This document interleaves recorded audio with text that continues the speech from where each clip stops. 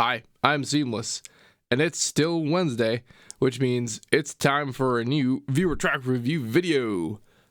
Hope that intro recorded correctly. Moving on already. First up, we have Omen ahead with Marionette. This should be interesting. And I noted that this is a WAV file when I put it in there, and I'm pointing it out now because it seems like there's a bit of that going on up there. Which shouldn't be the case, right? Right? Well, let's find out. Let's hear the sound.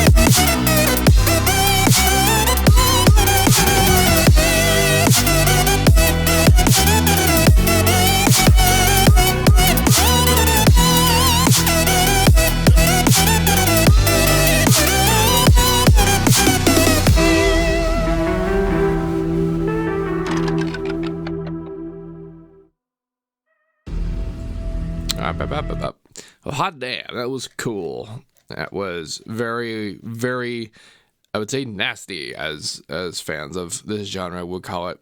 It's also fairly epic. It's got the whole progression going on, and like the main bits are the main bits, but there's plenty of things happening in between. And normally you would expect I would talk about the lack of difference with energy between the main bits and the not main bits, but it appears it's just handled so well, and there's nothing jarring about the transition, and the energy is different. That's kind of the main thing, is that the energy is different, and largely the presence of power and low frequency in the intro is the thing that's different about the intro from the drop in most songs like this. But the whole point is to have a difference in energy. If you can accomplish that by having an incredible palette swap, after coming in on a bunch of stuff, like much more melodic, and like while I was looking at this part, I'm thinking to myself, well, you know, I like it when people you have sub action that's more than the 2 harmonic lower output that you tend to get in reinforced bass stuff. And then, hey, check it out, there it is, the 2 harmonic lower output for reinforced bass stuff. And that, like, this kind of, like, it's still the powers even, the mix is even, you can see it in the coloration and the spectrum here. Like, the balance between the pits are all pretty much the same. Like, there's a little bit of it, like a primary big difference, and that's the character difference. And as long as that's there, then all those other things can still be the same. It's just like it's like playing Zerg. It's a weird comparison to make, but when I was first playing StarCraft, the description I got about how Zerg worked was that you were punished. I think I actually got this wrong. I think it might have been Protest I was thinking about. Nope, maybe it was Zerg. I think it was playing against Zerg as Zerg. It's where, like, you're punished for your mistakes a lot faster than you are against other races, because they're so fast. Other races are not fast. You're the fast one. That's usually what's special about being the Zerg character, so that when you are in a fight and you mess up, all of a sudden the other Zerg player is on you as fast as you would be, and that is difficult. Which means you got to be better. You have to actually be better than usual to even do as good. And that's what this is. You have to be better than usual to do as good if you're going to have matching power in all of your sections and still have it come across as being like distinct transferable sections, which happened in this track. So good job. All around good job. Also kick-ass sound design and really good mixing. This is a very decent package altogether. After this, we have Magical Portal by Plumyster. I love trying to figure out how you guys pronounce the names you come up with. It's honestly a good time. All right, let's listen to what this track sounds like.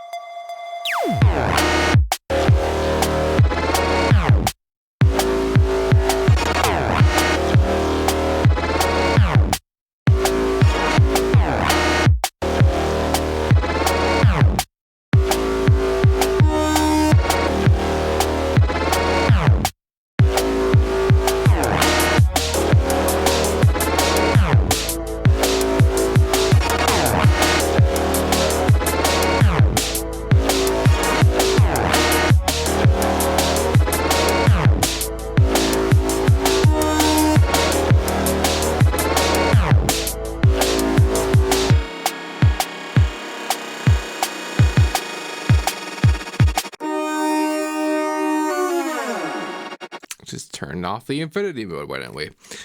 Oh, that was a thing that happened. This, this reminds me a lot of is the stuff that I and the techno class would make in FL3 back in high school.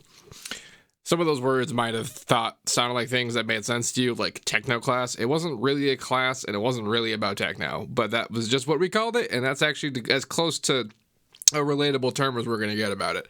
But, like, the guy who was largely responsible for keeping me up on music back then, like I would make a song and go immediately show it to him, like that was the guy. He was one of the teachers, and this is the stuff that he would love.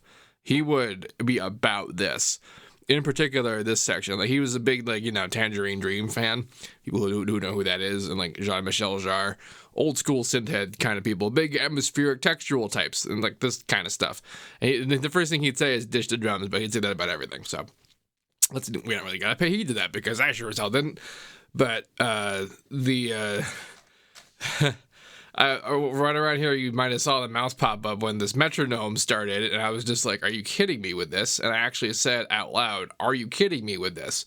But I mute the microphone when I play these songs, and that's just because the choices of layering and texture and order is very like an early me.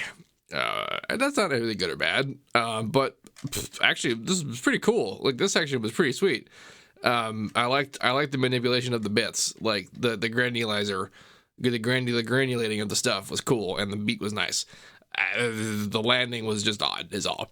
But neat little bit. What I actually kind of thought was happening, like when this bit was starting, is that what this whole thing was just like a moment of like scoring a magical portal, literally, like in a game or something.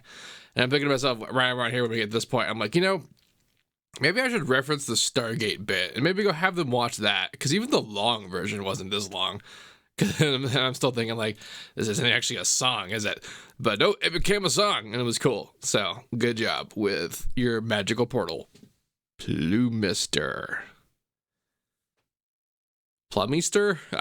There's so many options. Wise are a wild card. And so are yous, if we're being honest. All right, coming up next, we have Dumb and Bass, good name, from Strip Hazard. Do. Wah. Let's have a go.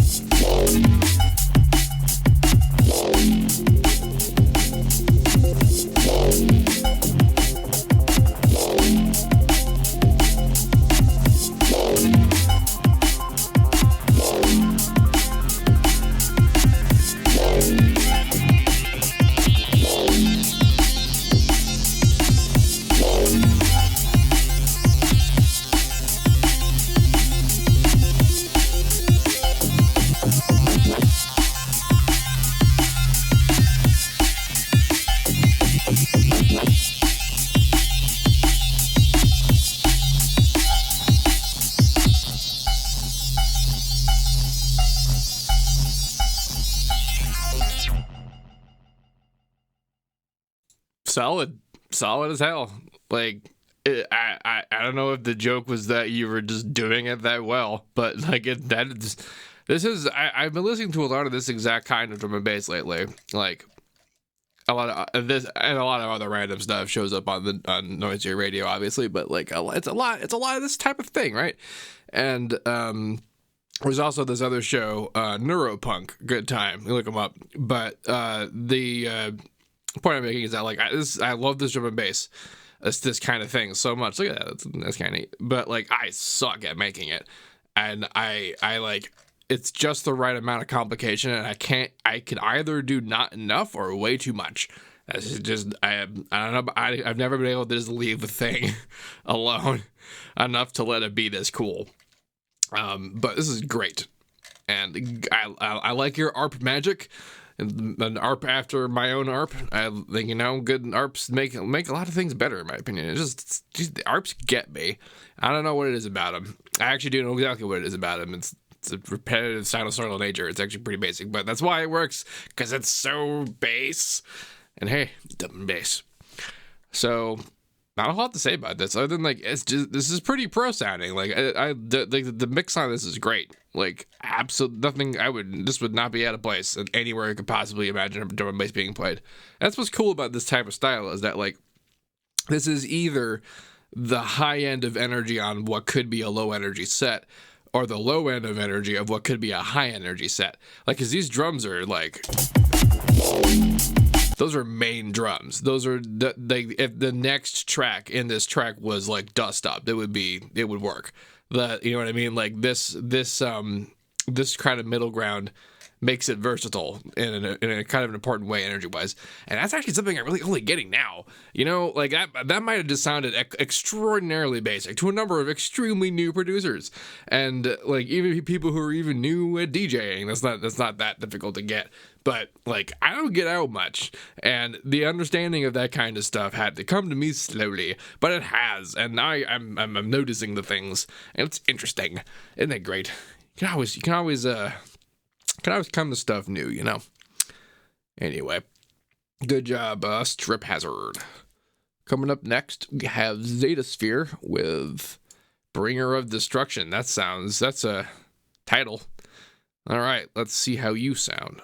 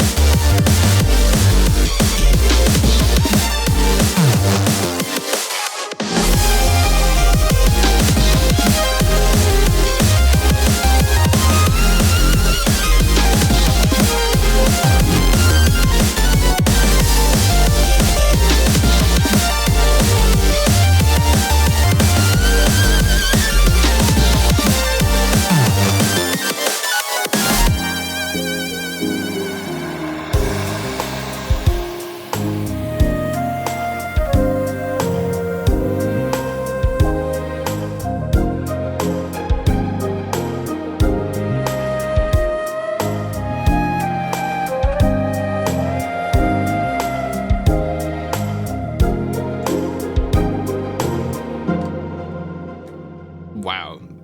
That ending, though. Okay. This track did so much. Holy shit. It went so many places, and it actually managed to squish them all together in a way that worked. Oh, boy, though. At what cost? Oh, it was so jam-packed. Like, this is interesting because there's this discussion of loudness and level, and the whole dynamic range thing is this idea that, like, big, peaky, sharp things feel better and cooler and more interesting to us than this sort of kind of deal. And which is not to say that this isn't that, because the whole point of this being as it is that it is that, just selectively and at a spectral level in such a way that it adds up very puzzle piece-esque wise, tessellated, if you will, to be this sort of baseball bat we're looking at. But the interesting result is that I don't know if it would be a good idea to listen to this track at full volume.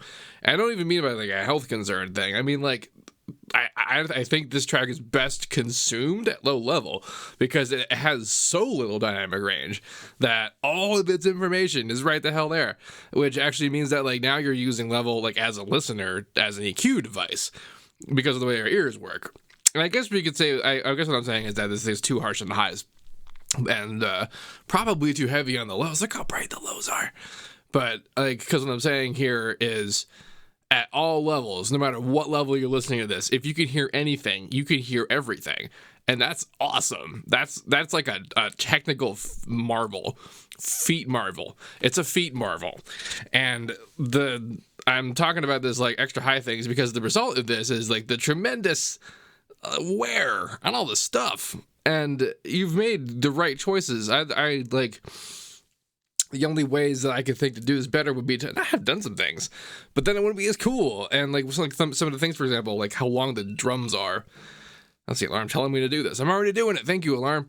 But the drum length, kick and snare is just a little too long. Like the bass sound design in the second drop and the way it all works with it is very cool. But the snare has an air that almost has as much power as because of the result of everything being basically its present as everything else. Like even the low stuff, the little stuff is too. And so if they're a bit long on the tooth, their teeth cut. And in this case, the cut is the air and tail on the kick and snare. But the air and tail on the kick and snare is going a big way to making this track sound the way it does and giving it its really nicely nestled, like 80s inspired early 90s feel. Like this packs so much into it, and like every one of those little choices is represented evenly, and like this is almost more like a result than it is a vision, I think. Because damn, what were you going for? What was the plan? Like I know that there are genres that sound like this, but they're never this loud, and it's not because they can't, you know what I mean? And it's not like I'm saying you shouldn't, because this is awesome. I just want to say, like, I think this is the best. Like, I think more music should be like this. It should, like, we should get complicated with it. We should get, like, meta about it. We should be like, representing as cleanly as we can, like, as many individual disparate bits. Because I might have mentioned this before, but my own theory on some things is that, like, the amount of complication that a person can sustain is six different things, but they have to be different things. It can't just be one thing 6 times or three things twice. So the different things are usually kits of stuff, right? Like the way a drum kit works, the way all the different things you can do on a guitar and that kind of thing to give yourself contrast and spice. But exactly how much is too much? And this track is like the limit, the maximum of happening, and it's cool. It's work. Like, you could imagine, like, oh, it would be great if because digital universe, right? Like, we can have orchestras and stuff and digital libraries happening, and it works. And they say, cool, let's have 2, 4, let's have 8 orchestras playing different things. Like, why not? I mean, other than the tremendous computational time and actual writing notes time that would take to do that, but we can. But like, listening to it would be hell, right? And like the choice of sort of how far to go is difficult, and the farther you go is more exponentially difficult, like mixing and difficulty wise. So like I just keep marveling about this kind of thing because like I've tried to do this sort of stuff and stopped. So seeing it like done all the way up is pretty great. I'm into it. Good job, ZetaSphere.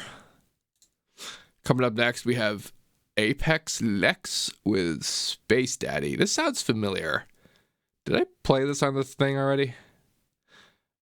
Will I notice? Well, if it did, I hope it's a new version at least. Let's find out.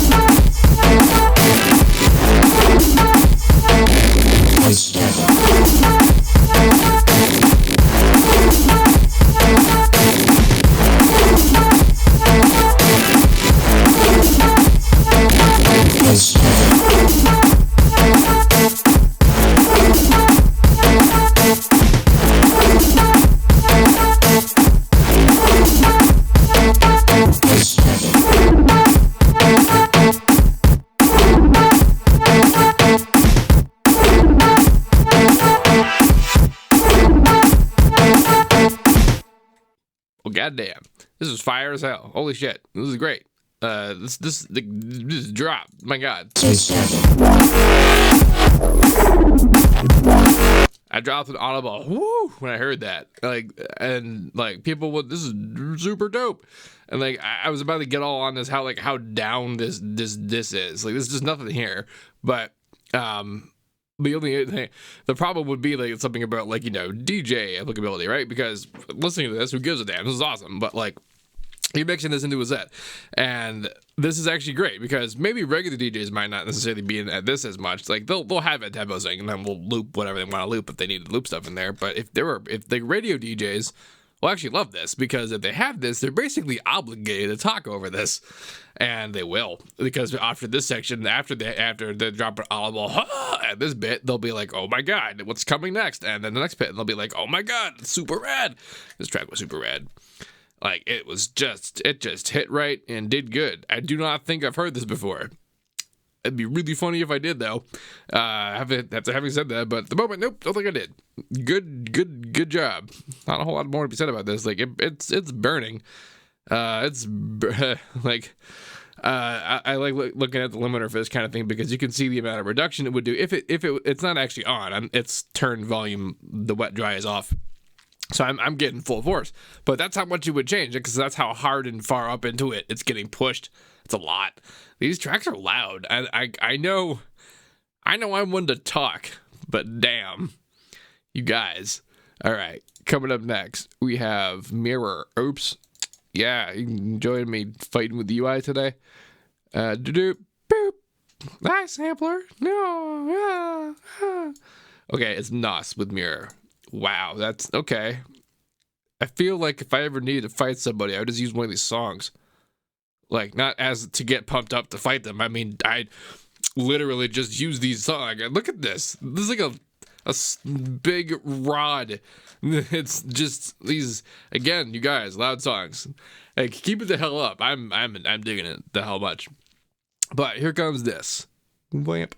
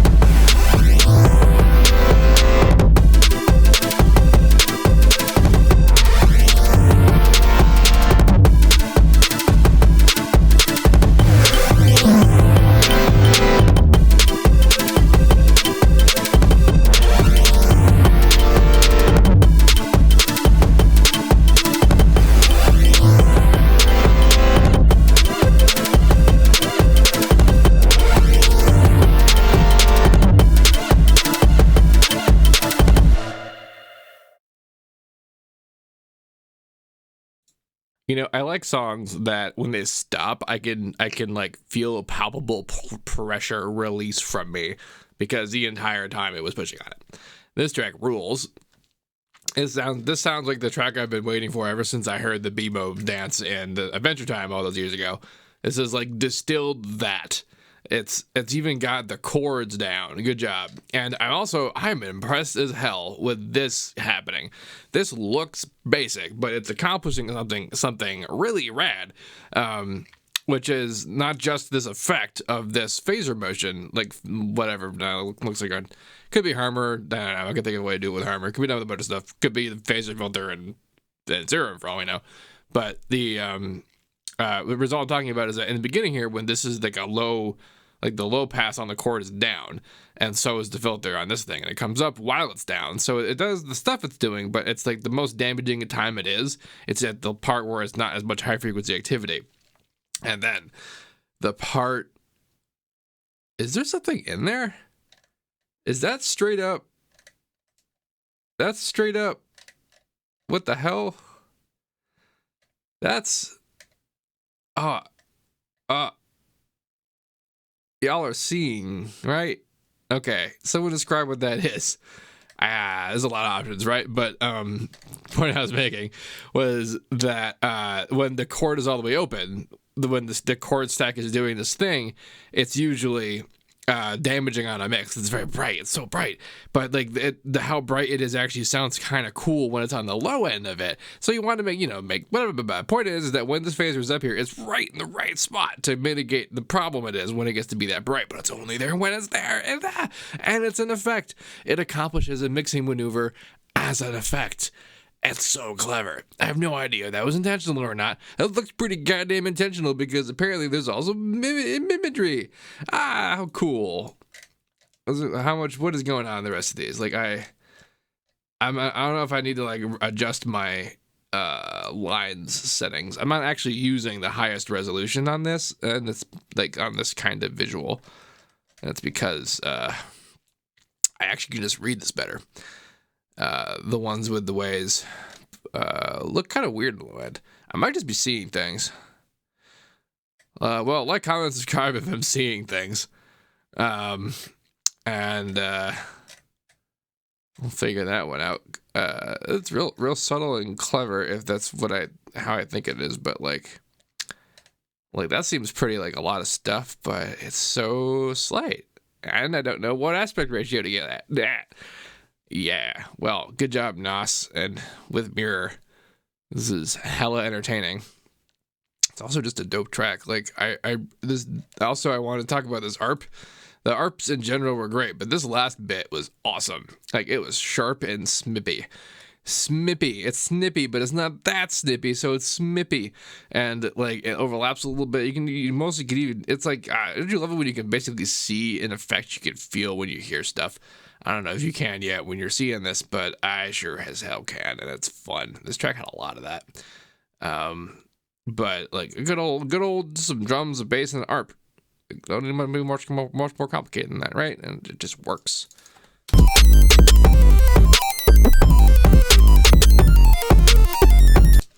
I like this trend of music that's designed to work while sounding broken. I mean, that's not a new trend, right? Like, that's punk. Basically just punk.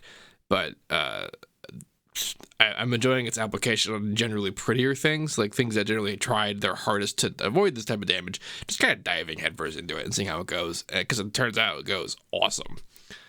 Anywho, if you'd like to have one of your tracks present in one of these videos, all you gotta do is head on over to the Discord channel, where there is a submissions channel, also a rules channel, that lays down how to do all the stuff, and there's people there to help you in case stuff gets weird and I'm not around. But generally just do whatever the thing says to do so that I can randomly select them when it comes time to actually do the video, which happened today. Like when you saw Discord pop up there in the middle of the thing. Good job, me. Yeah.